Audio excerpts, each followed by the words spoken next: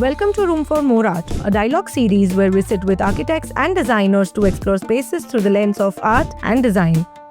This episode is powered by Decoraids, making interiors more thoughtful with their smart wall panels and ceiling solutions that are as practical as they are beautiful.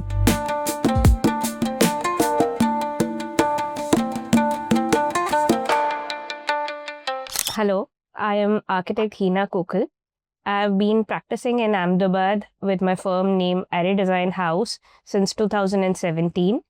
I have had my fair share of experience of studying accept, working in Switzerland, Bhutan for a while, having done an internship in Goa, and coming back to Ahmedabad, my hometown, and establishing a practice here.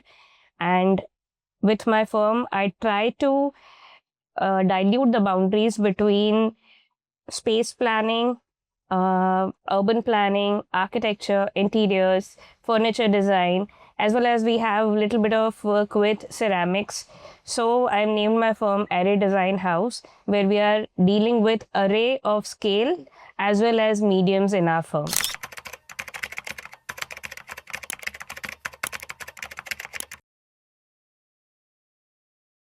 I think as kids, everybody is in touch with art right from the beginning of their childhood as a part of some activity.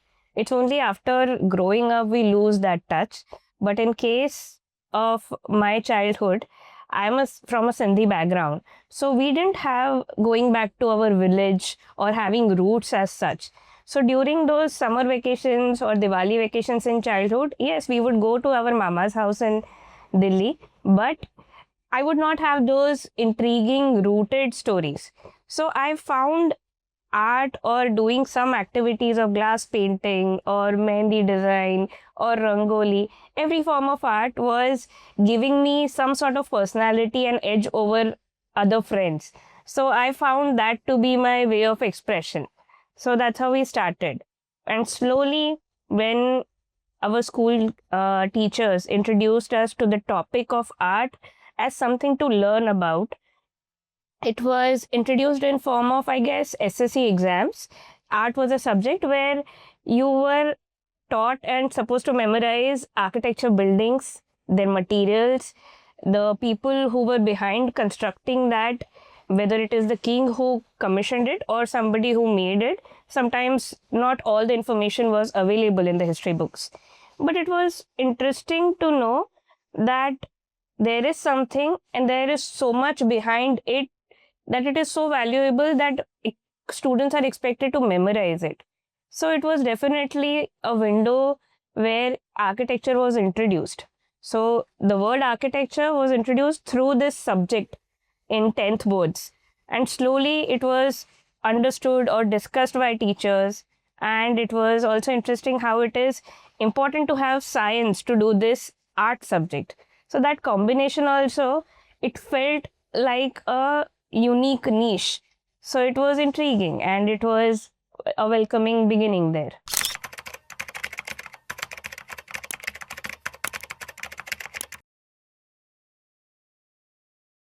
I think this question is not valid at all. Art can never be separate from life, whether it is designing a space or something as simple as wearing or picking your own shoes or clothes.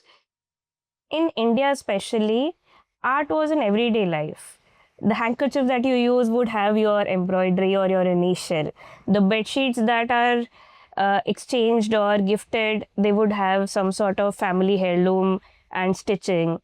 And the way somebody puts up a house together also was an art. And the way we enjoy food is also an art. So there is never a strong line between art and other forms of life. So art is everywhere, definitely. And when it comes to architecture or creating physical space, it has to be inherent. It cannot be something out. So it is part of the anatomy of that space. Whether you see it in terms of a particular wall piece, a physical sculpture, or even creation of that space around itself, that should be artistic in itself. So even if we are doing something very practically, a smallest of interiors, let's say as low as maybe 15 lakhs may if we are doing a 3 BHK house, I educate my clients that art is not something you will do later on. The way we want to create wardrobes, the way we want to create that bed and the headboard, that itself could be artistic. You don't need another piece of art on the wall. But yes, if somebody is enthusiastic enough, they want to go all in, then we discuss layers of art. The physical environment is one, the wall space is another, what you install on top of it is third layer, and also sometimes the arts are time specific, and these days they are kinetic also, they are moving. So the minute you enter, if you are entering in the daytime, what is that giving us? If you are looking at that same art at night, what kind of lighting is falling on it? Does that change the meaning of that art, or it's still the same? All these things become one when you are designing a space. It might sound a little too romantic, but I think that is where the fun is. If you don't think of these layers or these creative ways of expressing yourselves, then you are doing construction and not architecture.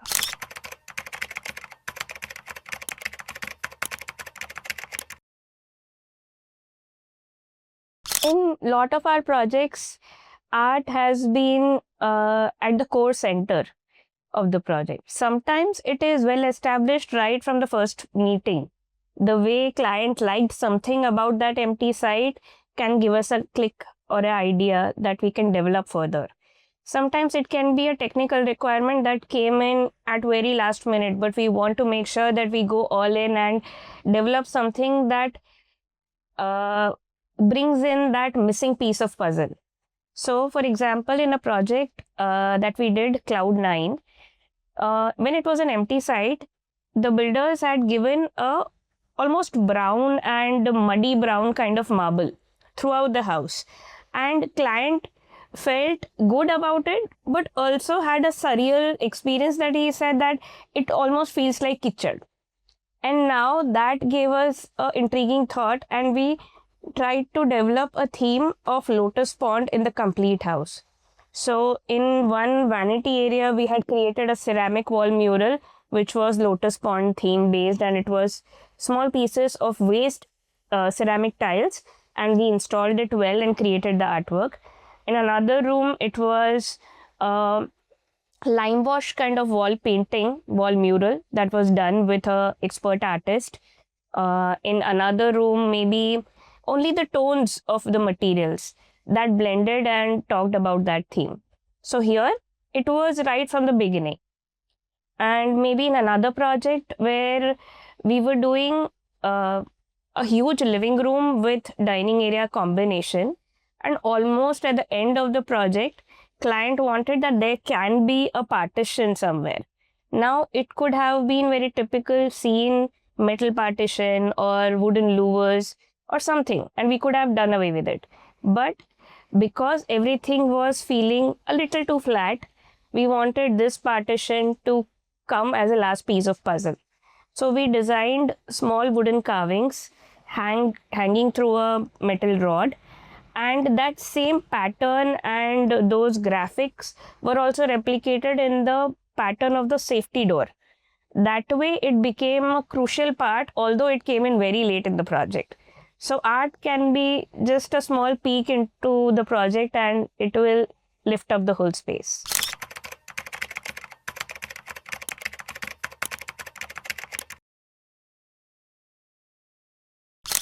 We've seen in our field, when clients get involved in the designs, the way we design project or the way we present has to be like elevations.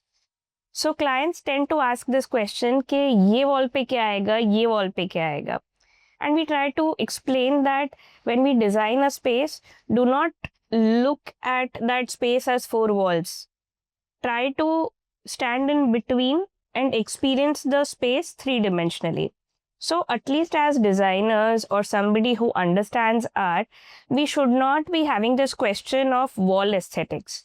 We should always think of space aesthetics.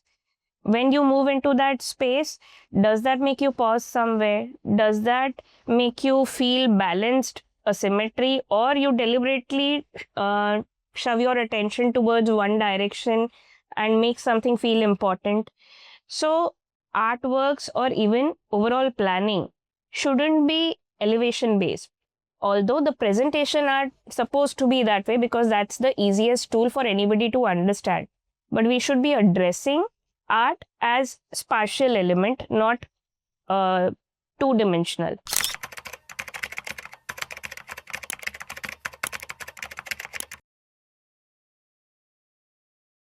We've stood in front of blank walls many times in projects and felt like something is missing.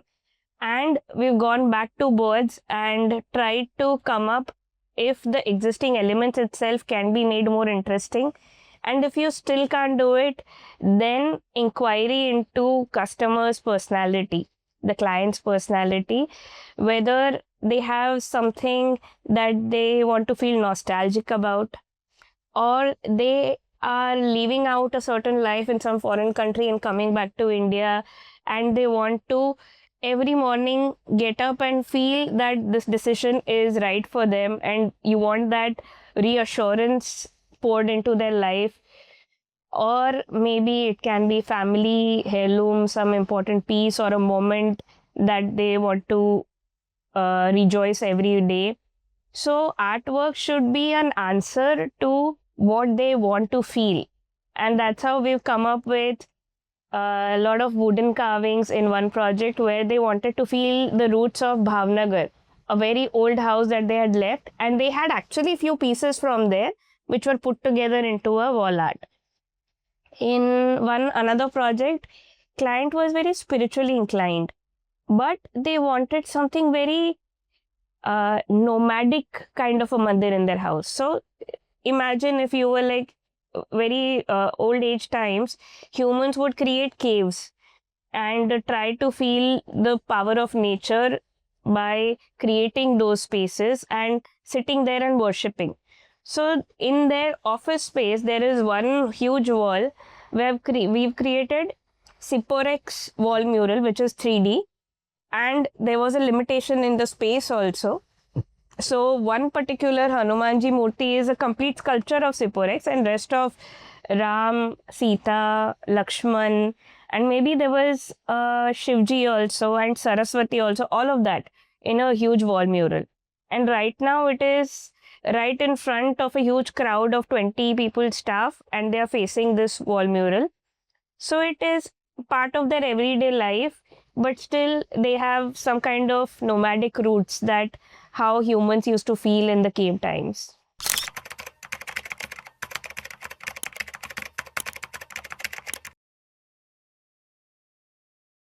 When we are sourcing art, we definitely have one sort of brief that is prepared, as I explained before, based on what client wants to feel.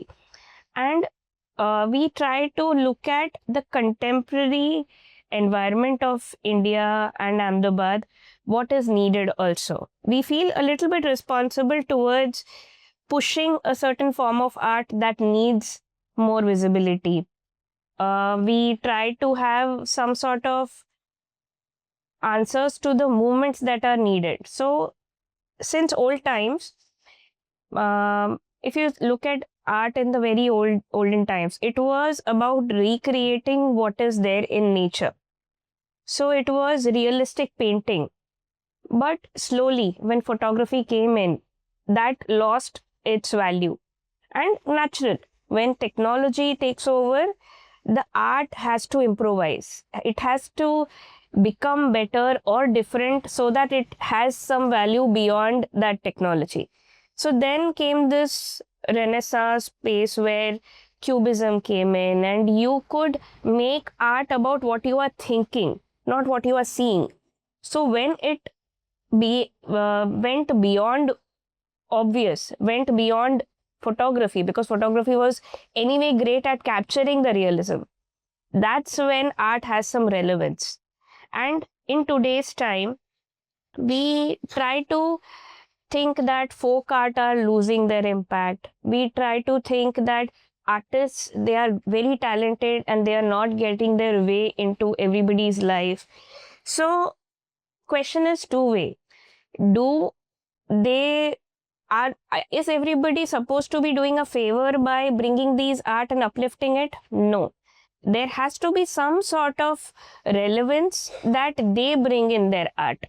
That's how folk art, if it is applicable to clothing industry, or if it is coming down to creation of something that is unique, then it will survive. So when we are sourcing it, we try that it is beyond what anyway industrialization or mass production can do. That is one key element. Even after sourcing it, if you are bringing in a piece that can be easily replicated, then you are losing the opportunity. So we try that it has an edge over that can't be easily replicated. That is one key criteria.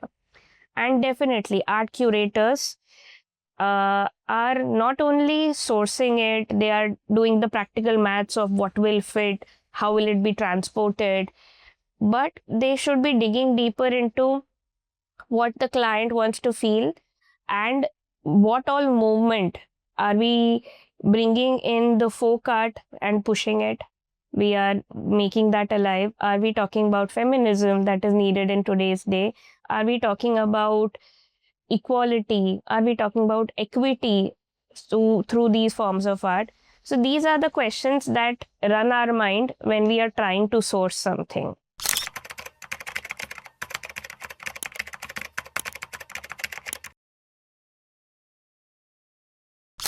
There is a form of folk art called Gond art.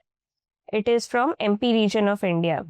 In one of our projects, we had invited the Gond artist and we had worked with the medium of ceramics and tried to combine it. So it was the intricacies, the pattern making, the storytelling of a folk art in a different medium, which was much more permanent because it was supposed to be an exterior wall mural. So it has to survive the exterior environment. At that point, when we did that exercise, it was a lengthy one because working anything in ceramics, it might take like 2 to 3 months altogether. So that exercise was very interesting because we got to know, work, eat, play with those artists every day in that medium. So we were spending time with them, getting to know their daily routine and the work that goes behind it. That was part of learning, and eventually them learning about a new medium of ceramics, which might help them to create something which will be little more permanent than wall paintings. So we were hoping that maybe we will be giving the relevance to them for taking their form of art one step further. Yeah.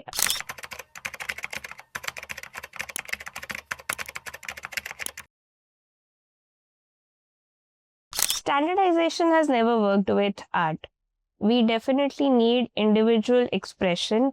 We definitely need more awareness so that our life goes beyond basic. So it is easy to get lost in daily utilities, or it is easy to just do bare minimum. But art is something that takes you further. So if a house was done, let's say by a contractor or a carpenter, then it would be having all the utilities. If the workmanship is correct, it will work well. It will work for your daily routine well. But if it is having one layer of art in it, a thought for the art in it, then it will become your partner. When you are sad, you are going to be in that environment and try to feel calm, or it will help. If you are really happy, you will look into that art piece with different point of view and you will enjoy it differently. If you have people over, they will have some discussion with you based on that. If you are shifting houses, you would have that feeling that this is mine. I want to take it to a different place with me. So you will feel emotions. That is what art should bring in your daily routine. and that is definitely needed. But considering India, the lot of population and everybody's basic must-dos of life, there is lack of awareness. So we need to bring that life into it. I think it is important to discuss art as a subject within the schools and colleges. It is usually considered, it's usually mistaken, and people are drifted into crafts. For example, a kid is drawing something and the skill of it is focused on. I understand that when they are small kids, they need to be developing all the skills, and that's why that is that exposure, that discussion is there of doing it well. And as we grow, we even when we are creating space, we are focusing on the craft of it. That if this window is perfectly made, if that patthar ka line is done with like perfect straightness, if that polishing is done well. But art is something beyond craft. Craft is important, definitely. It makes your life easy. But to bring in something which you will enjoy, and even if you are in a different space, but you can still be thinking about the European museum that you visited and that piece, that will make your life richer. And sometimes art is also associated with expensive. I think richness is mistaken these days. A lot of social media also has this problem that if you want to make your house feel rich, then in their head it is saying expensive. Richness is not by expensive work, expensive piece. Richness is when there is little more than basic. So if you make something very simple in terms of food, it is easier to understand. If you make a simple sabzi, it will be edible. But if you want to make it memorable, then you will have your own way with it, whether you want to bring in richness by adding cream to it, or you want to add ghee to it. So even basic khichdi will be uplifted when you add ghee. So it is a very stupid metaphor to say with, but art is that when your basics are met and you go beyond that, you want to question beyond that and want to embrace that, you enjoy. So it can't be something that you let somebody else do for you. You will have to be participating in it. And that participation will come only when there is enough awareness. You should be able to spend time for it. So if you invest yourself and you at least read about so many things in India are so well done artistically, architecture, interiors, folk arts, music, you cannot expect somebody else to go to a concert and enjoy on your behalf. Similarly, art is something you associate with. You sit with the curator, you sit with your designer, your architect, indulge in discussions beyond requirements, the technical list of it. Then art will flow. Yeah.